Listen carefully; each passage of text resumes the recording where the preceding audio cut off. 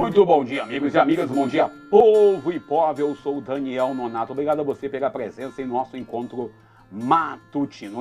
Quando entra nesse encontro pela manhã aqui às 6 horas e 30 minutos em nosso relógio, mas obrigado a você que está ajudando, obrigado àqueles que estão colaborando, obrigado a todos vocês que nos ajudam a produzir também aqui no YouTuber. Lembrando que hoje vamos ler o Evangelho de Lucas, capítulo 15, versículos de 1 ao 3, depois capítulo 15, versículo 11 ao 32. A gente, quando lembra desse Evangelho de hoje, eu particularmente tenho uma memória do texto lá, da canção, né? Muito alegre de pedir o que era meu, né? Partir é um sonho tão normal.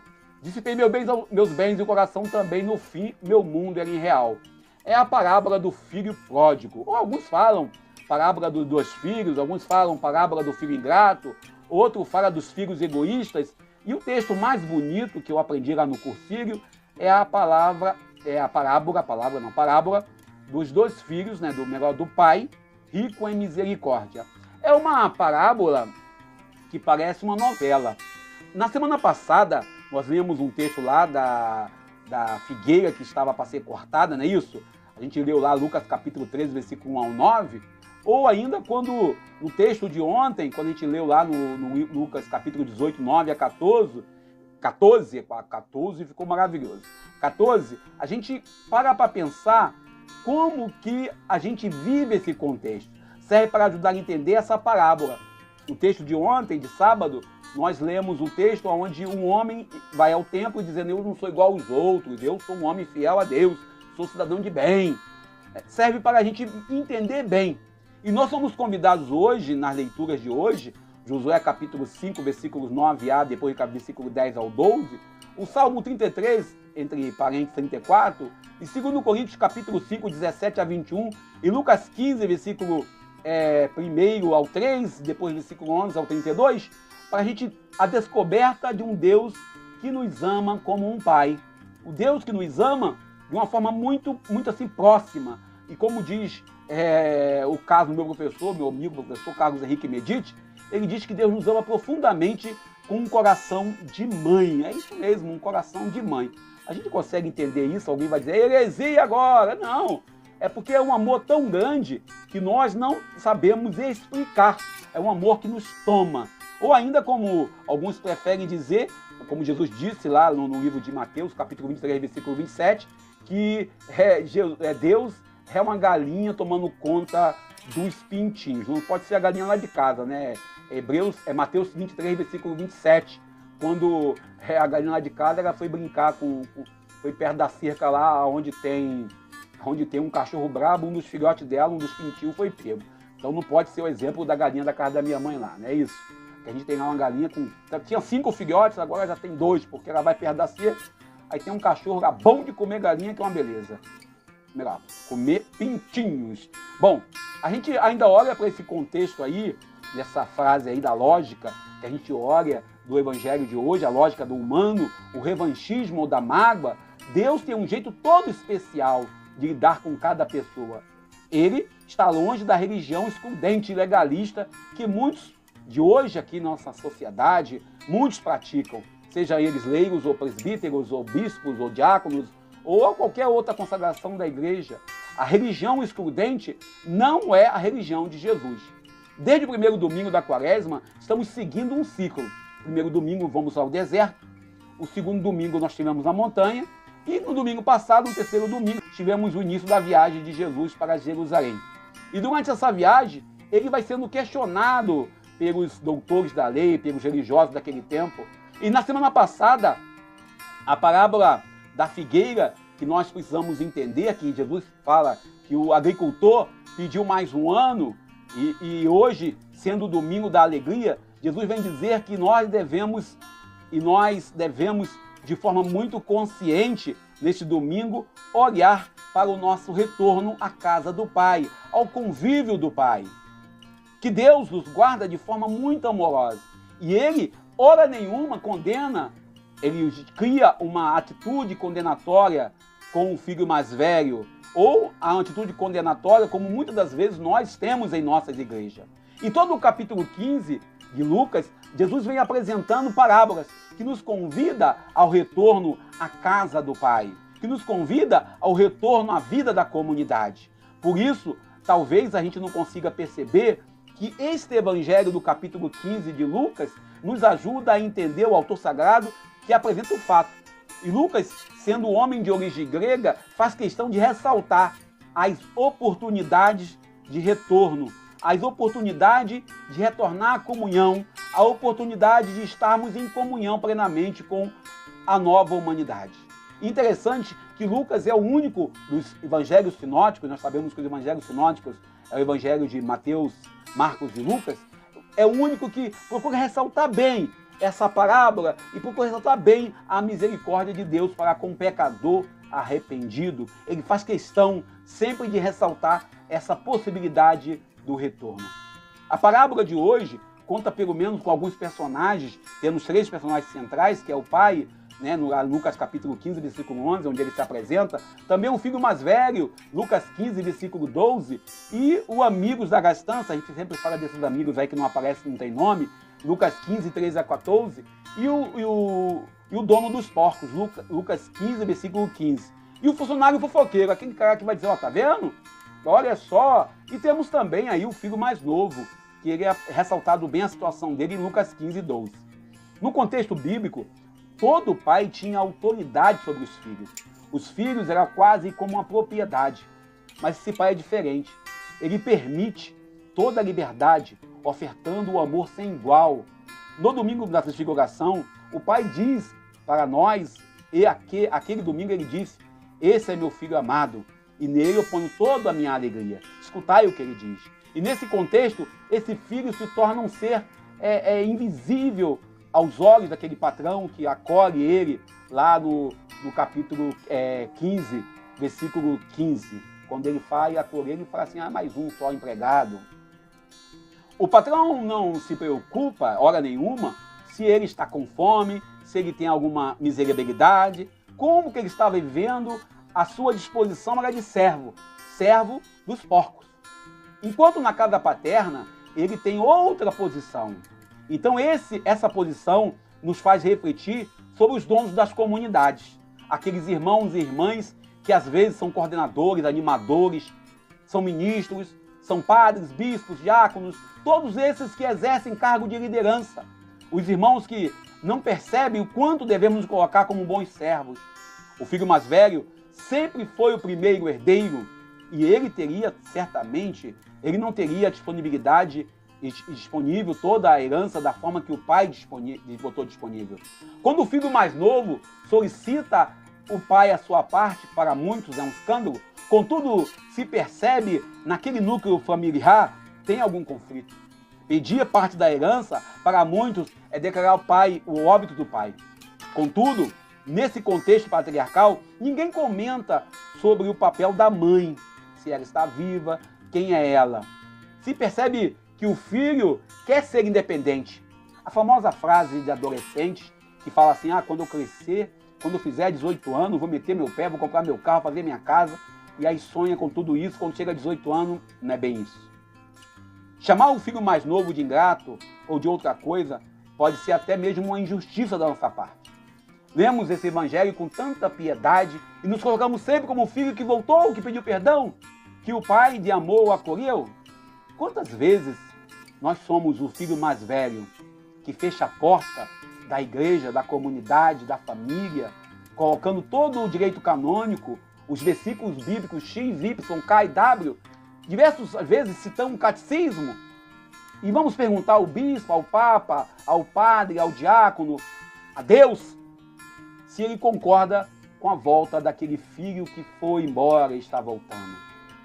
Quando não somos o empregado fofoqueiro, que conta o fato com a lasciva do veneno, os amigos que a uma hora ou outra só serve para poder desgastar, explorar, maltratar e explorar toda coisa boa que a pessoa tenha. Nas relações profissionais, tratamos nossos semelhantes como escravos ou inferiores a isso. Pois aqui se fala em comer lavagem de porcos. Nem isso ele tinha direito. Comer como os porcos. Mas nós podemos ainda olhar para o filho mais novo como modelo de arrependimento e não nos arrependermos de verdade, ou seja, o filho pródigo que retorna, nós colocamos às vezes as nossas falas e colocamos nossos sofrimentos e colocamos, olha, o filho pródigo merece perdão e nós pedimos tanto o perdão de Deus, mas não perdoamos de fato. Na igreja de Jesus, somos todos irmãos uns dos outros, sempre estamos como um filho ingrato, tomando a herança que é a nossa própria vida e gastando com coisas inúteis. E muitos daqueles que deveriam se inspirar e deveriam nos inspirar no modelo de agricultor do domingo anterior, aquele que pede mais um ano, aquele que nos ajuda, aquele que fala, espera mais um pouquinho, ou mesmo a figura do Pai de misericórdia do Evangelho de hoje, mira no modelo farisaico, onde a lei e todo o preceito é o único sentido. A parábola ainda nos convida a sermos firmes em nosso propósito de permanecer com o Pai pelo seu amor. E não sair por aí seguindo qualquer vento ou modismo, ou qualquer ideologia. Se alguém se afasta da comunidade, devemos manter a porta aberta, se deixando guiar pela justiça, sem abandonar a misericórdia de Deus, que nos ama. O Pai, que acolhe o Filho com seu coração, feliz pelo retorno, deveria ser o coração de nossas igrejas, quando alguém retorna. Devemos fazer festa por todos que estão conosco, mas também uma festa em dobro pelo retorno daqueles que estão arrependidos, sobretudo nesse tempo da quaresma. A quaresma, na origem da igreja, era um momento de acolher os novos cristãos. E nesse domingo, ouvíamos que eles eram filhos que voltam, e por isso a comunidade está feliz. E lá no momento de cursinho de cristandade, nós temos uma palestra chamada Pai Rico de Misericórdia. E uma das ministrações mais importantes, pois diz para aquela pessoa que está ali, que o Pai está de portas abertas e as portas do coração estão abertas, cheio de saudade. O filho mais velho até tem sua razão. Razão pela situação, pelo sofrimento que o pai vivenciou. Imagina quantas vezes, quantas noites o pai chorou pela saudade daquele filho ingrato. Mas ele se perdeu quando foi ouvindo um servo pintar um quadro de sua maneira. A alegria do pai deveria ser também a alegria do filho mais velho, pois o pai diz que tudo que eles passaram junto, tudo que eles têm, pertence a ambos. Em Lucas 15, nós temos 3 parábolas. Primeiro, lá em Lucas 15, versículo 4 ao 7, a ovelha perdida. Depois, a moeda perdida, Lucas 15, 8 a 10. E por último, o pai de misericórdia, ou o pai rico de misericórdia, ou a parábola dos 2 filhos, ou ainda a parábola do filho ingrato, ou do filho pródigo. Tanto a ovelha como a moeda são uma propriedade que a pessoa tem que procurar. Mas no caso do filho, Deus, o Pai, espera que ele caia em si e decida retornar, pois ele se recorda do profundo amor que o Pai lhe transmitia. A moeda, a ovelha, que deve ser buscada, que foi procurada, que a mulher, a viúva, fez uma festa, que o dono da ovelha fez uma festa, e o filho, que tem que ser acolhido. Qual filho não discordou do pai um dia? Qual cristão, no meio da caminhada, não pensou em pegar tudo e meter o pé? Quem de nós não teve um comportamento do filho mais velho, que instrui, se faz dono da verdade, que faz dono de Deus? Ou daquele empregado fofoqueiro? Fomos convidados para uma festa. O pai fala que o filho estava morto. Mas de verdade, neste evangelho, a maior ressurreição é do pai. Pois todos sabem como um pai sofre sem a notícia e sem a presença de um filho. Pode ter 50 filhos. Se numa festa, se num encontro, se um momento da vida da comunidade comunidade familiar, um filho não vier, lhe faltou tudo. Vivemos a lógica do humano. O pai do amor, o pai de amor, espera que cada filho caia em si, por amor. Não se contenta em esperar. Ele vendo o filho voltar, ele olhando o filho ao longe, ele corre ao encontro e logo lhe restitui a dignidade. Logo devolve a ele uma roupa nova, sinal de dignidade, sinal de compromisso batismal.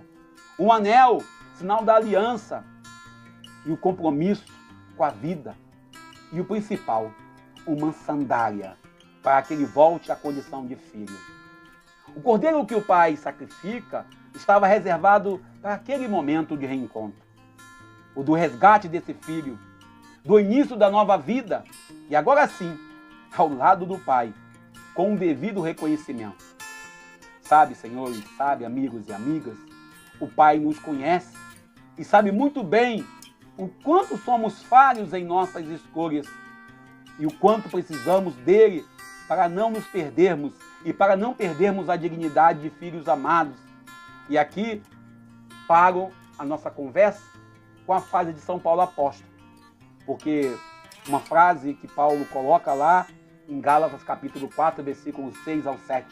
É porque sois filho, Deus enviou o Espírito do seu Filho para habitar em nossos corações e a ele clamar, Abá, Pai. Portanto, tu não és mais escravo, mas filho, e sendo filho, és igualmente pleno herdeiro por decreto de Deus. Zelo por uma doutrina sadia. Este evangelho de hoje traz para nós uma leitura. Todos nós queremos o colo amado de Deus Pai. Várias canções foram compostas e várias músicas são colocadas. Tudo é do Pai, toda a honra e toda a glória, é dele a vitória. Várias canções são colocadas em nossas bocas e lindas canções que às vezes nós ficamos só na emoção. A gente, quando vê essa relação familiar dos dois filhos, a gente vê essa relação familiar dos empregados, vemos a relação familiar do pai que aguarda o retorno, nós também temos que olhar para a nossa realidade. Que tipo de pessoas nós estamos sendo? Estamos na quaresma, estamos num processo onde a quaresma nos ajuda a meditar, a olhar para a nossa história. O filho que vai para o deserto, o filho que vai gastar o patrimônio que é do pai, o filho que larga tudo, às vezes ele vai embora da comunidade, ele sai da família, sai do núcleo familiar, não é porque ele quer. Talvez a gente perceba claramente como nossas igrejas, as nossas comunidades, são comunidades excludentes. A famosa frase está no direito canônico, está no catecismo, está na Bíblia. Não está de comunhão com o padre, com o bispo, com o diácono, com o dono da igreja. Essa política, essa sujeira que nós, às vezes, eu falo que nós fazemos, essa discussão de título, de cargo, de poder, se perde totalmente quando olhamos para o Evangelho de hoje. Nós, por sermos batizados, devemos reconhecer plenamente aquilo que o Conselho Nacional do Laicato fala, a nossa dignidade batismal, a nossa capacidade de experimentar Deus, de se encontrar com Deus. E o filho pródigo, o filho que sai, ele não sai porque quer. Ele não sai da maneira que vai, que alguns colocam aí. Nós não conhecemos as motivações que levam aquele filho a sair do espaço. Por isso, a gente, antes de condenar alguém, antes de julgar alguém, antes de dizer que alguém é bom ou ruim, é preciso conhecer essa história, é preciso conhecer a pessoa e é preciso, sobretudo, entender as motivações. O Evangelho de hoje, o Evangelho do retorno do Filho, o Evangelho do Pai da Misericórdia, o Evangelho do Filho ciumento, o Evangelho do servo fofoqueiro, o Evangelho que nos faz entender quem somos nós na fila do pão. A gente olha claramente pelas nossas práticas litúrgicas, pelas nossas práticas preocupadas com ritualismo, preocupado se tem ou não tem isso ou tem aquilo, preocupado se vai usar uma veste de 5 mil, de 2 mil, 3 mil, de 4 mil, de 20 mil. E aqui esse filho vem com a veste manchada, suja, E aí a gente olha claramente os 3 presentes que o pai deu para o filho: a veste nova, o anel e a sandália. Tem muito cristão que está de sandália, é filho, mas esqueceu da aliança, esqueceu do anel. Tem muito cristão que está de aliança, está de anel, mas esqueceu, vive com a veste lameada de pecado. Tem muito cristão que está de veste limpa, mas está com condições de escravo. Esquece a condição que ele é. Tira a sandália. O evangelho de hoje nos faz contemplar qual tipo de pessoa eu sou. Eu sou o pai que acolhe de forma fraterna aqueles que estão dispostos a pedir perdão. Eu sou o filho que fica lá reclamando, não quer entrar na festa. Eu sou o filho que está retornando. Todos nós queremos ser o filho que retorna. Bom, eu paro por aqui, peço para você dar um like, um dislike, um comentário. Se concorda comigo, bem; se não concorda, tudo bem. Democracia sempre. Eu peço que vocês também, dentro da possibilidade, nos ajude aí na possibilidade aí. Meu Pix vai estar aqui, ó. Meu Pix vai estar aqui, ó, para você colaborar. Perto de São Paulo Aposta, meu patrono. A gente vai colocar aí para você no nosso Pix, por favor. Seja generoso, nos ajude a produzir. Também eu estou aqui dizendo para vocês que é preciso, além disso, é preciso ter consciência de tudo que nós estamos fazendo. E lembrando que Semana Santa não é feriadão. O pessoal aí começa a planejar já o feriadão. Não é feriadão. Semana Santa é tempo de meditação e contemplação. E você que está aí do outro lado, deixe seu comentário. Se, como diz outro, se inscreva no nosso canal. Nos ajude e nos motive a produzir. Eu sou Daniel Nonato. Feliz domingo! Bom dia!